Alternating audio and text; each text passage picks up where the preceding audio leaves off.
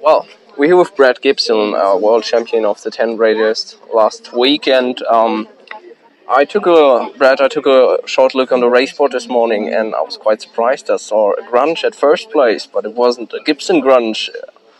It was Poznol.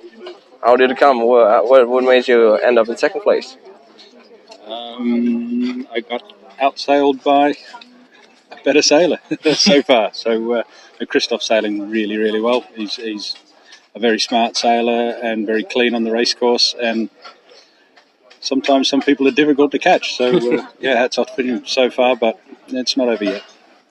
What are you expecting for the rest of the race? Do you think you will get Christoph, or it's going to be a head-to-head race? Well, that's the plan, but we'll see what happens. As long as it's a good, clean race, whatever happens in the end. But who knows? There could be one or two surprises between now and then. Who are the competitors you're looking at? Other competitors, there's still a number of good competitors. Pete Stollery, you still can't discount him. He's had a little bit of misfortune in a couple of races by his standards, so I think he'll still have a bit to say about it before the end. And there's some really, really loudmouth Aussie that's really annoying us at times, a guy Kerwin Robb, who just won't go away on the race course and keeps sticking his nose in. So I'm sure Kerwin will keep sticking his nose in, but him, Graham Bantock, Chris Harris are still good sailors up in the mix. So I mentioned before, I see that first and second place are both grunges, which is your design, if I'm not wrong there. When did you develop the design? I made the prototype boat, which is the current boat that I'm still sailing, in 2012 for World Championships, which was held in Ploermel in France. And I was fortunate enough to win that championship, and then the two championships since then. So it's a pretty special boat to me. We kind of held off putting the boat into production for quite a while because the class was a little unstable and trying to get back on its feet.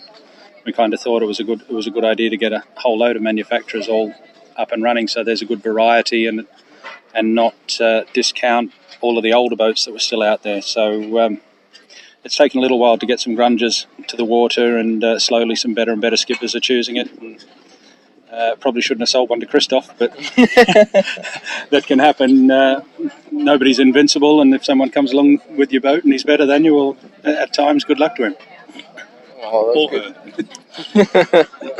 Yeah, we have also female competitors that are still strong on the field. Besides the race course, how is it going in the event? Are you enjoying your time over here in Germany? Well, I mean, these races, regattas, events, whatever you want to call them, they can be really difficult at times if there's no wind and you've got to sit down. But could think of worse things to do. It's been freezing cold all winter in the UK, so we're sat around in 25, 30 degree heat all week and having a bit of fun, a bit of banter with all the boys, having a few drinks at night. So that's sailboat racing. It could be, radio controlled yachts. It could be full size boats. If there's no wind, you can't race. So no good getting upset about it. You can travel 5 minutes down the road and go sailing in wind, or the other side of the world and have nothing. So it's all good fun. Everyone gets along really well. It's a good natured event, so we'll just take it as it comes. We had a little talk about this earlier, but you told me that you originally come from Australia. Do you already had connections to the Australian team before? Yeah, Andy Reid and Dave Turton that are here, I've known for a lot of years from back in Australia, and it's really good to see those guys again. Kerwin Robb, a bit of a character. I really don't know what to say about him. I don't know who's wound him up at home, but he's like an elastic band that won't wear out. He's kind of in party mode, but not drinking mode. So I can't quite work that one out. How someone can get so excited but not even be drinking. But Kerwin's enjoying himself, and there's also David Thomas as well, who's enjoying his time here, and they're all putting up a pretty good fight. Certainly Reedy and Kerwin are going really well, and Kerwin, I think, sitting somewhere just outside the top 5, and he's pretty happy with himself, but we won't tell him he's going any good because he'll only tell us about it for the rest of the week. So we'll leave him to his own devices. I wanted to ask you also, how long are you sailing in Wow?